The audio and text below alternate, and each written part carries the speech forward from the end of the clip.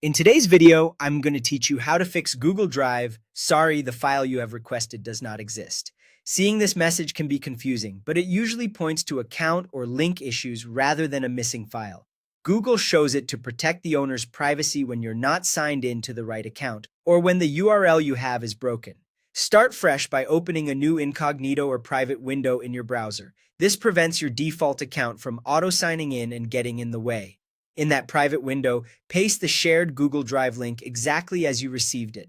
When prompted, sign in only with the specific email address that was granted access, the same one that received the link or invitation. If you use a different account, Drive may act as if the file doesn't exist, even though it's there.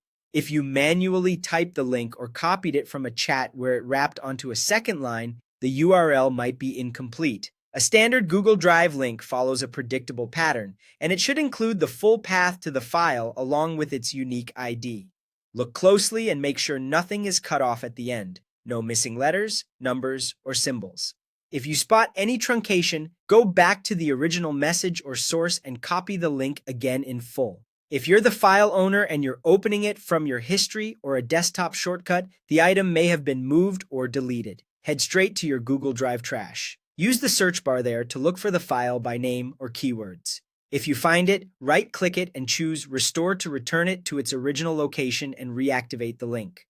Occasionally, browser cookies and cache can get stuck pointing to a dead session. Open your browser's settings, then search for Clear Browsing Data. Select Cookies and Other Site Data, and Cached Images and Files. Set the time range to All Time, and confirm to Clear. Note that this may sign you out of websites. After that, refresh the Google Drive link and try opening it again.